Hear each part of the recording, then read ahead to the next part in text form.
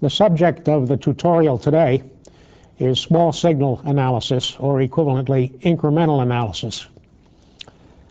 This is a subject that will be of importance throughout 6002 and will be of use in later subjects as well. You can approach this from an abstract point of view. From my perspective, that's the harder way to do it. So I will talk about it first in terms of a specific example, and then perhaps generalize a bit from that example. And the example we'll use is the familiar inverter, MOSFET inverter. Here is the circuit. You have a MOSFET, field effect transistor, an input voltage, an output voltage at the drain to source terminals, input voltage applied gate to source, some load resistance, which represents whatever one is driving with this amplifier. This could be the voice coil of a loudspeaker. It could be the pen drive in some kind of recording instrument. And finally, a fixed voltage supply, V sub S volts, supplying power to this circuit. Now, we've talked enough about this kind of circuit for you to have a general sense of the transfer characteristic, that is, how the output voltage, V sub O, is related to the input voltage. And this is the sketch here on the right shows in schematic form the general nature of that characteristic. V sub I has the origin is here, and V sub O, the origin here as well. Both are 0 at this point. The scales are different. The scale here could well be in fractions of a volt. The scale here is typically in volts. The supply voltage commonly might be 5 volts or so. And as V sub I increases from 0, when it gets up to the threshold voltage, a couple of volts, the transistor begins to conduct. That is, there is no conducting path from drain to source, but when V sub I equals VGS below threshold. Once I reach threshold, this begins to conduct. Current begins to flow down from the source. There appears a drop across RL having that polarity. Current is flowing down. So the drop is of that polarity, plus to minus. And V sub O drops, as I show here. Continues dropping as V sub I increases, and finally flattens off as the transistor runs out of drain to source voltage. If you will, this region to the left of the threshold voltage is comparable to the off state in a MOSFET switch, and the condition up here above this knee in the curve is comparable to the on state in a MOSFET switch, a binary switch. And the region in between is the region of interest to us. That is the active region. As I say, this is only schematic. The distance from here to here may well be just a few tenths of a volt, and this may be 5 volts or so. Yeah, V sub S is 5 volts. You get a 5 volt drop here for a few tenths of a volt change in the input voltage. Now that's the graphical representation of the transfer characteristic. This is a transfer characteristic.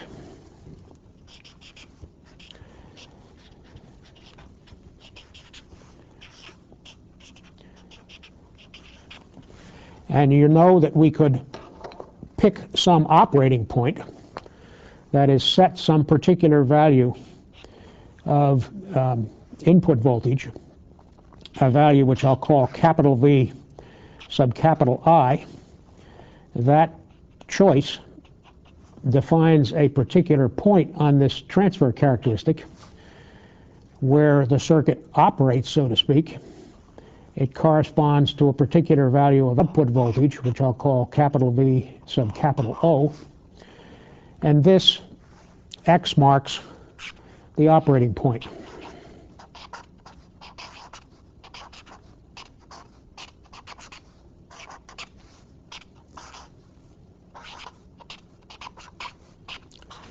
Then, for small enough variations in the input voltage about this operating level, for small enough variations, we can characterize this nonlinear curve by the tangent at that point.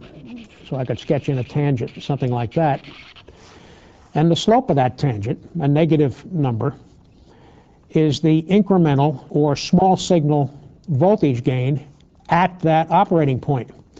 That is, if I increase capital V sub capital I by delta, a small amount, I move downward on this tangent, and I end up with an output voltage which is epsilon smaller than V sub O. And the ratio of epsilon to delta is the voltage gain. It's a negative quantity. So there is a representation of the way one can think of the inverter in small signal terms. And one could indeed analyze the behavior for incremental changes of input voltage from a curve of that kind. That's a pretty tedious business. You need to have the output characteristic of the transistor. You need to put a load line on, as we did in the previous video, and draw point by point that curve. That's feasible. It's a graphical technique which is perfectly valid but a little tedious. We would like an analytical way to approach that. To do that, let me take the same circuit and introduce a set of variables which will facilitate our analysis. So here's the circuit repeated. I've defined the output voltage, little v sub capital O, as capital V sub capital O, the operating point value corresponding to the red X on the previous chart, plus some small signal or incremental component, which I've represented as little v sub little o. And likewise at the input, I've shown two voltage sources driving this, the gate to source voltage on this transistor. Capital V sub capital I is the operating point value, and little v sub little I is the variation around that operating point. If I set little v sub little I to 0, no small signal applied at the input, there's no small signal appearing at the output, we have just v sub I at the input, capital V sub O at the output, and we are right at this point. The input voltage fixes an operating point, and that's where it sits. If I come back here and let V sub I be non-zero, the question is, how can I determine V sub O, the corresponding small signal or incremental component of the output voltage, analytically rather than graphically? Let me first, before we proceed with the analysis, emphasize the nature of the variables as we're going to write them. We write the total voltage somewhere in the circuit as a lowercase variable with a capital subscript, that is V sub capital O or V sub capital I. And we represent them as the sum of two components, the operating point component, capital V sub capital O, plus the small signal component, little v sub little o. And V sub I correspondingly capital V sub capital I plus little v sub little I. Now these variables, the lowercase variables with the uppercase subscripts, represent the total values. If you put an oscilloscope on and looked at what was at that point, or a fast voltmeter, this is what you would read. These are the total values. I've done it for just these two places, the input voltage and the output voltage, but I could equally well do it for the drain current. These components are the operating point values,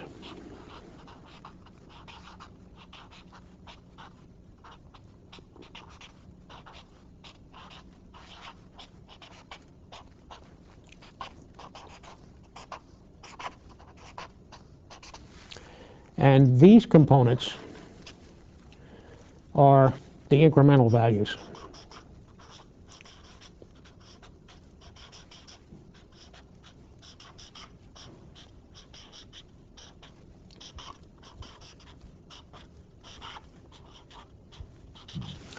Now, I can imagine that the notation used here seems like a bit much. One could have used delta or epsilon or something else. But let me say that we will use this kind of notation throughout the subject. You'll be using it, I believe, in 6003 as well. And if you get used to that notation, it is a very straightforward way of keeping track of whether you're talking about an operating point value or a small signal value. You will have observed that I've used only 3 of the 4 possible combinations. We could also have the combination of an uppercase variable with a lowercase subscript, and we will indeed find a use for that a little later on when we get to the subject of sinusoidal steady-state behavior of circuits. But for the moment, 3 kinds of variables: lowercase with uppercase subscripts meaning total values, uppercase with uppercase subscripts meaning operating point values, and lowercase with lowercase subscripts representing incremental values. So with that notation in hand, let's think a little about how we could analyze the circuit in a way that would focus on these incremental values alone. And the way to do that is to start with the FET, the field effect transistor, as our focal point. So let me draw just the transistor here and define the variables.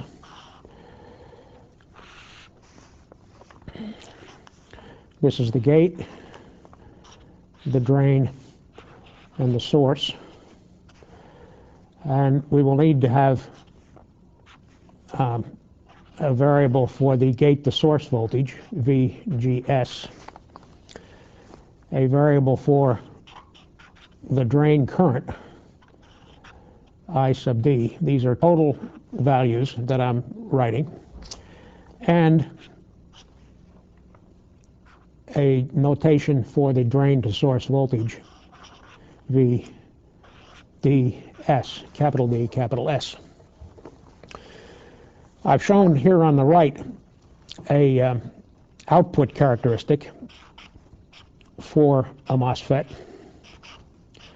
You've seen this before in the previous video. There is a region shown here by the red line which defines approximately in rough terms, defines the lower voltage limit of what's called the active region of the device, or the saturation region as it is referred to in the notes. And any value of VDS greater than the values specified by that dotted line, roughly parabolic, leave the transistor in the active region, the region in which it can be used to produce incremental gain. You understand that there's an infinite set of these curves corresponding each one to different values of VGS. For VGS less than the threshold voltage, there is a curve down here right along the axis. That's for VGS less than threshold. And once I get above threshold, these current values increase more rapidly than linear. The increase is a power law increase, in fact. So it's this active region that we want to focus on. And if you think about that region, you notice that the drain current is not much dependent on the drain to source voltage. As long as we stay over here in a region which is defined by VDS greater than VGS minus V threshold. As long as we stay over there in the active region, the drain current doesn't depend on the drain to source voltage. It depends only on the gate to source voltage. So we have a situation in which the current of interest, the drain current of the transistor, is functionally dependent on gate to source voltage, but not significantly dependent, functionally dependent on, yes, gate to source voltage, but not significantly dependent on drain to source voltage. So we can take that as a basis for our analysis by simply noting that the drain current, I sub D, everything I'm saying from now on is active region, Keep that in mind. We're in the region of the transistor characteristics which is to the right of the red line, at voltages low enough not to cause the transistor to fry. And only in that region is what I'm about to do, does what I'm about to do apply. So the drain current is some function of the gate to source voltage. And to avoid compounding the difficulties with notation, I'm just going to call that the function I sub d of VGS. And now I'm going to introduce incremental variables for both drain current and gate to source voltage. So we will let I sub d, the drain current, equal the sum of some, these are d's, these subscripts, some operating point value plus an incremental value, little I sub little d. And we will let VGS, capital subscripts, equal capital VGS, operating point value, plus little v sub little gs. And with that notation, I'm going to use a Taylor series to expand I sub d around an operating point defined by VGS. So I'm going to expand the function I sub d of VGS in Taylor series format around this operating point. Representing the relationship drain current as a function of gate to source voltage in a Taylor series expansion goes like this. The actual drain current, the total value, first term in the Taylor series is the function I sub d of VGS evaluated at the specific gate to source value that corresponds to the operating point. This is the DC term. Then the next term in the Taylor series is d I sub d VGS evaluated at the operating point, capital V GS, multiplied by the incremental component of the gate to source voltage, which is little v sub little gs, divided by 1 factorial. The next term involves the second derivative,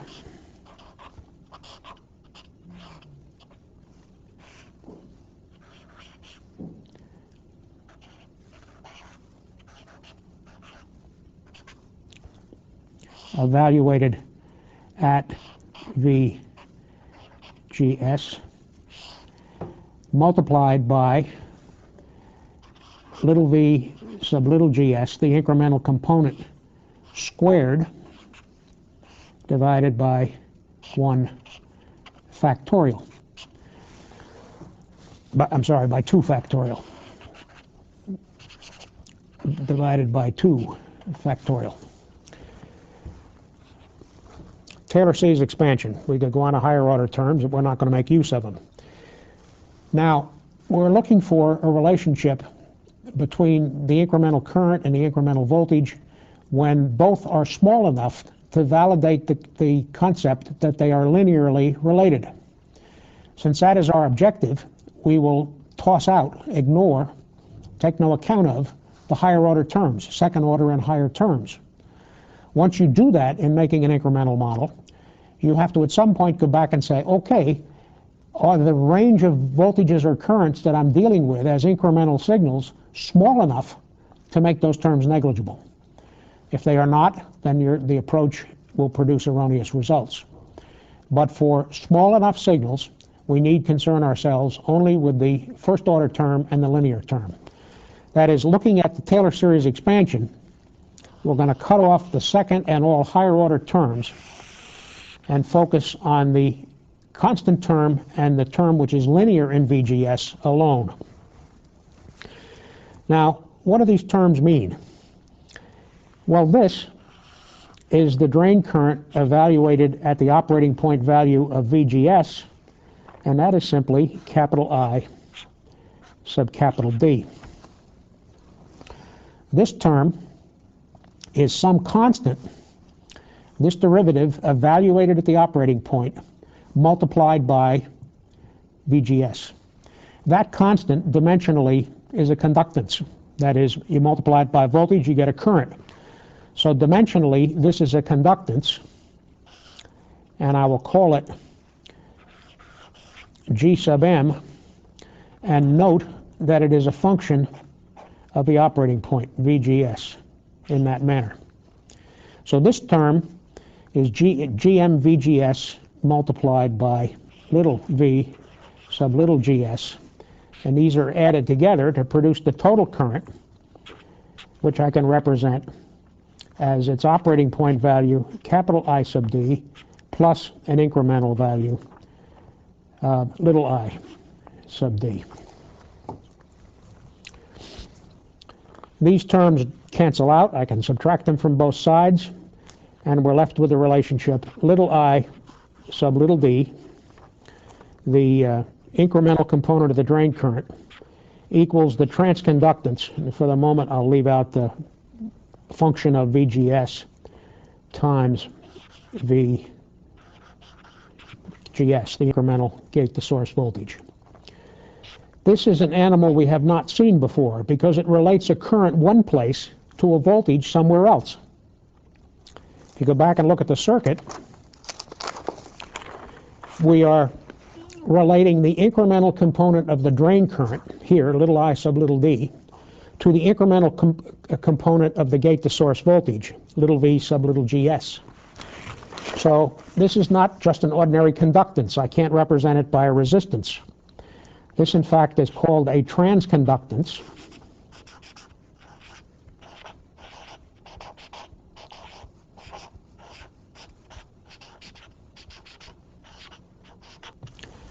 Relating I sub d to VGS. How can we represent that in circuit terms? Well, we need a new circuit element. We need to define a new circuit element, which has this symbol. It is a source, but it is a dependent source. And if I attach terminals here, this being the drain terminal, this being the source terminal, and this the gate terminal, and define the incremental component, little v, little gs, this is a dependent current source which produces the current G sub M V GS. So here we have an incremental model now for the relationship between the small signal variables, the incremental variables, at a particular operating point for the transistor alone. It is a dependent current source. The value of the current produced by the source depends on a voltage somewhere else. Now, you can readily imagine that there are 4 such sorts of animals that we will encounter in 6002. I'm not going to take time to lay them all out now, but you can imagine a current source which is dependent on a voltage somewhere else, a current source which is dependent on a current somewhere else, a voltage source which is dependent on either a voltage or a current somewhere else. And those are the 4 categories of dependent sources. They're all represented with this diamond-like structure. And if it's a voltage source, you just have to be clear about the polarity. Now, how can we insert this in the model of the circuit? The rest of the circuit comprised of the supply voltage and the resistor. Well, first I will do it fairly formally, and then come back and do it in a less formal way.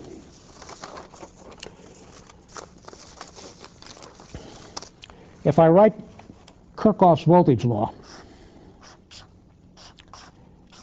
KVL, for the transistor embedded in this circuit, write KVL relating the voltage here to the voltage drop across R sub L and the output voltage, we get simply KVL written from the supply to ground, says that V sub S, the supply voltage, must equal V0, the drop across the transistor, minus plus the drop across the resistor, plus I sub D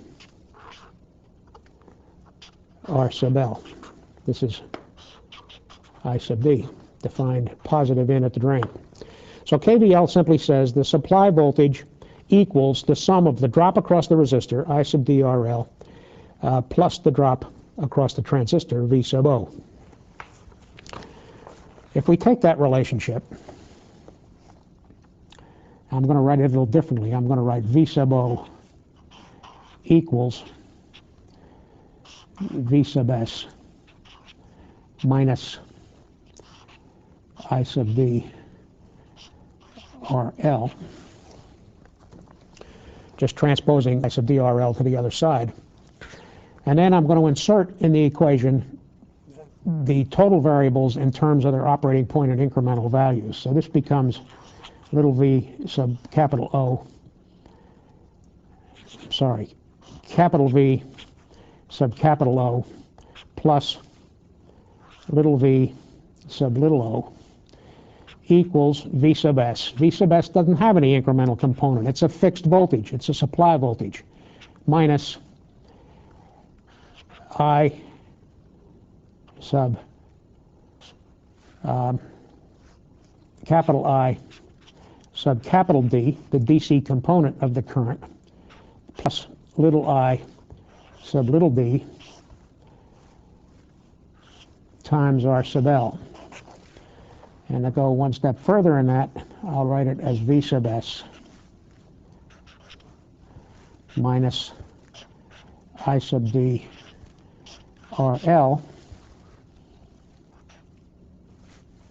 minus little I sub little d RL. Now, the relationship with no incremental voltage applied, if V sub 0 is 0, if we don't apply any incremental signal back here at the input of this circuit, if this V sub I is 0, then little v sub little o, the incremental component of the output voltage, will be 0, and the incremental component of the drain current will be 0. So if I set this equal to 0, I have to set this term equal to 0, and doing that leaves me with the relationship capital V sub O sub capital O equals V sub S minus I sub D RL. This is just the operating point relationship. We've seen that a number of times. If I subtract that now from this equation, we're left with a relationship between the incremental variables. And it is that little v sub little o equals minus little I sub little d RL. But I know that little I sub little d is equal to G sub M, the transconductance, times little v sub little gs. If we look again at the circuit, the incremental component of the input voltage, V sub I, is just equal to the incremental component of the gate to source voltage. I have to write it here as a total variable to be consistent, but this has an incremental component that's just equal to this, because these two sources are tied directly across the gate to source terminals. So I can substitute for VGS and write I sub D equals G sub M little v little I. Finally, if we substitute that in this relationship we derive from the circuit, we get V sub O, the incremental output voltage, equals minus G sub M RL, dimensionless constant, dependent on the operating point, times little v sub little I. And that equation is the thing we have been developing. That equation represents the linear relationship for small enough values of the signals between the input signal V sub I and the output signal V sub O. It is the incremental voltage gain of this inverting amplifier. It's negative, of course. The slope of that tangent was negative. And the value of transconductance depends on the operating point, because G sub M depends on the operating point. Now, that equation can be represented neatly in a circuit. Suppose these are the terminals at which little v sub little I is defined. I could have shown that as a source. Then the rest of the circuit, this is ground. The rest of the circuit looks like this. Using the symbol for the transconductance, this voltage, incremental voltage, is little v little gs, just equal to little v little I, as I said. And this current source is connected to a resistor, R sub L, back to ground. And the voltage across R sub L is the incremental output voltage, little v sub little o. So that circuit represents this equation. If I calculate V sub O is simply the current. This is the generator G sub M VGS. It's this current, G sub M VGS times R sub L. GCM VGS is equal to GCM little v sub I. The current is flowing counterclockwise with this polarity, so the voltage across R sub L will be negative. So V sub O is minus G sub M V sub I R sub L, which is just this equation with the terms slightly differently ordered, the terms in that product, the factors in that product. So this then is an incremental model in circuit form for the transistor. Now, I went through this analytically, starting with a derived incremental model for the transistor, the FET, but you don't have to do it that way. You can go at it from a circuit point of view directly. Suppose we look again at the circuit where we defined the variables. Having a little trouble finding it here. There it is. We look at the circuit where we define the variables. We can say, okay, how do I now derive directly from this circuit an incremental model? We know what to plug in for an incremental model for the transistor. It's GM VGS, a transconductance, a dependent current generator. We turn off V sub I. That's an operating point value. And we turn off, if you will, V sub S. That is, we return this point to ground. No change in this voltage in incremental terms. So incrementally, the supply voltage point in the circuit is ground. So if we do that and simply look at the topology of this circuit,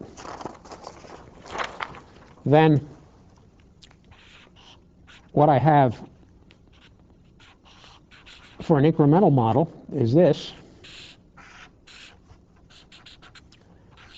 This is G sub M V sub little I, because V sub little I is equal to V sub little GS, back to ground, and over here is the signal source, little v sub little I, returned to ground. This is R sub L, and the voltage across here is V sub little o, the incremental output voltage. Well, because this point, the supply point here, incrementally is at ground, if I just swing this resistor around, I am back to the circuit we ended up drawing based on the on the more analytical point of view.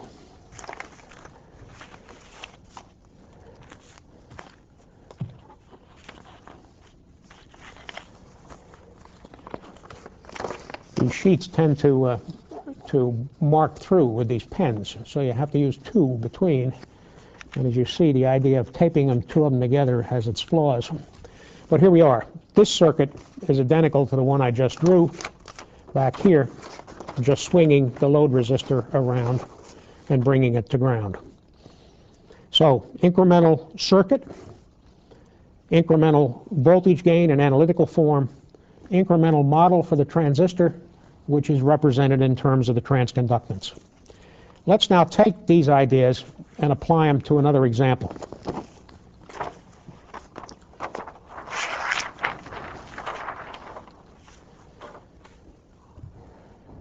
Here's a different MOSFET circuit, which is called, for reasons that will become clear in a little while, a source follower. This is supply voltage, V sub S. This is the load resistor, R sub L. The output voltage appears here, plus to minus V sub capital O. And the input voltage I will represent as the sum of two components, back ground, these points tied together. One is an incremental signal, little v sub little I, and the other is capital V sub capital I, a fixed or DC component which establishes the proper operating point. What is the incremental model for that circuit? Well, V sub I does not appear because it is a constant. It is a fixed voltage. Its incremental component is 0, and I represent that just simply by replacing this with a short circuit. V sub S does not vary. It's a fixed voltage. So incrementally, this point goes back to ground. I replace the field effect transistor with its incremental model and retain the resistor here, only now shift to using incremental variables. So the incremental circuit, or the incremental model for this circuit, looks like this. I have the input, the small signal input source, little v sub little I, to ground.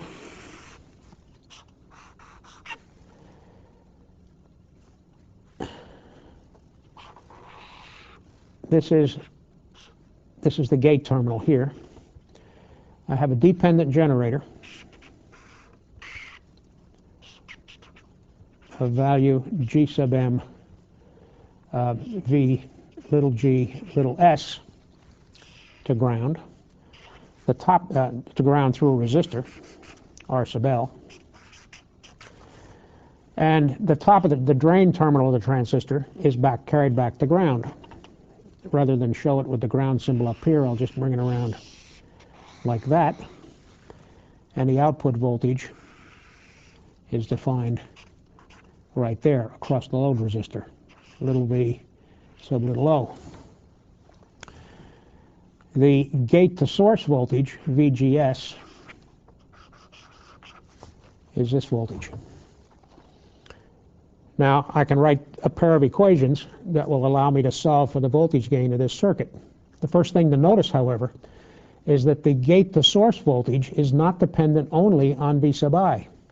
It depends as well on V sub O, because it is the difference in voltage between the gate terminal and the drain terminal right there, source terminal here, and Kirchhoff's voltage law therefore says that V sub I, the input voltage, equals VGS, the gate to source voltage, the drop from the gate to the drain, plus the drop across the load resistor. The drop across the load resistor is just GM VGS R sub L. That's too close to the margin, so let me repeat it here. Little VGS plus G sub M VGS. It's times the load resistor, R sub L. This is V sub I. Now, I can solve this equation for VGS in terms of VCI. I'm going to move over here. VGS is equal to V sub I divided by, I got VGS in both terms, coefficient here is 1, here it's GMRL, so it's V sub I divided by 1 plus GMRL. And once I know VGS, I know V sub O, little o, equals VGS times G sub M, that's the current, times R sub L, it's just this term. So it's V sub I times GM R sub L over 1 plus GM R sub L. And this is the incremental voltage gain of what is called a source follower.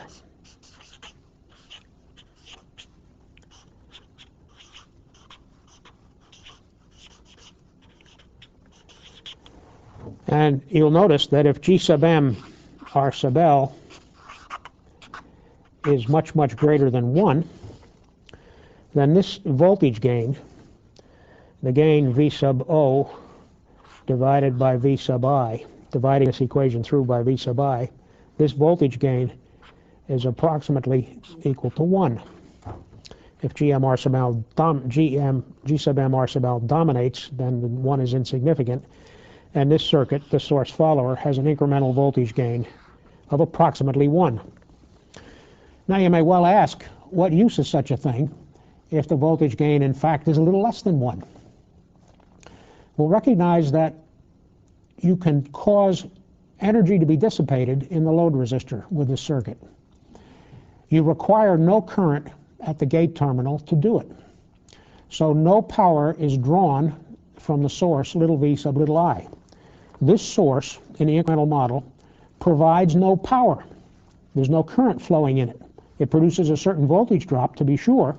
It activates the dependent generator and produces current flow in the output loop. But it requires no power from this source. So this source, if it had in series with it some very large resistance, as for example, if you were trying to measure leakage currents through insulation, and the leakage currents are nanoamperes or picoamperes, if you represent that by a Thevenin equivalent, the internal impedance that is imposed on you in making that measurement is extremely large. This circuit then has utility in making it possible to take a voltage from a source with a very high internal impedance, a high Thevenin equivalent impedance, and produce an equal signal, an almost equal signal at the output at these terminals, which can deliver substantial current to a load. So while it has only unity voltage gain, it has, in the terms we've described it so far, infinite power gain. That is, it's controlling substantial flow of power over here with no expenditure of power here. We'll see later on it isn't quite that simple.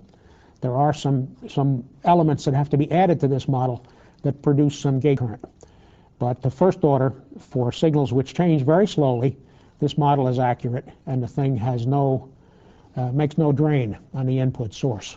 So it can be a very high impedance source and get an accurate measure of the Thevenin equivalent voltage, because no current is lost in the Thevenin equivalent internal resistance. So to try and recap and finish up here, what I've tried to do today is show you an analytical method of representing small signal behavior in a quasi-linear amplifier. We've done two things. First, developed an incremental model for the field effect transistor, and that is the model involving the transconductance, G sub M, which itself is a function of the operating point.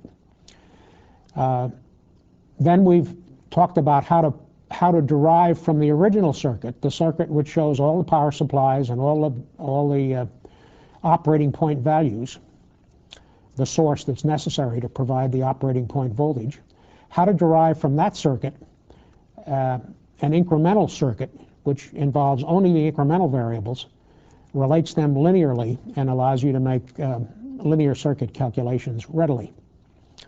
Those are the two steps that are involved in arriving at models which allow you to calculate, as I've done here, the gain of a source follower, or as I did on the previous circuit, the gain of an inverter. Perhaps before concluding, I should make just one more point. We've talked in class, and you'll find in the notes, reference to a switch current source model for a field effect transistor, an SCS model. This is a model which applies only in the active region, only in the region to the right of that red line on my first or second graph. And it looks like this. It has a dependent generator, current generator. This is the drain terminal, the source terminal, this is the gate terminal, this is the gate to source voltage. I'm talking here total values now, not incremental values. And this model has a dependent generator which produces a drain current, I sub D, produced by this generator in this form. I sub D is some constant K divided by 2 times V gate to source, total value, minus V threshold, quantity squared. You remember that the transconductance, G sub M, was defined as the first derivative of dI sub D with respect to V capital GS evaluated at some operating point, capital VGS. Well, if I take the first derivative of this to find G sub M, I get simply K times now capital VGS, the operating point value, because we're evaluating this derivative at an operating point, minus the threshold voltage. And that is the analytical form of the transconductance that is associated with this switch current source model. I should have shown the switch down here, which is open when VGS is less than the threshold voltage. This model applying only when VGS is greater than, when the drain to source voltage, VDS, is greater than VGS minus V threshold. Limitation on the value, on the utility of that model. But just to wrap it up, in terms of an analytical representation of drain current dependent on gate to source voltage, take the first derivative and you end up with an analytical expression for the transconductance, which is valid for that particular model. The transconductance that I've used in the circuits earlier would have to be inferred from some measurements taken on the transistor characteristics. That is the transconductance, the rate of change of current with respect to gate to source voltage. The transconductance is clearly related to the spacing of those characteristic curves on the output characteristic, and could be calculated from a set of those curves, a more adequate, more complete set than I've displayed here. That's all for this one.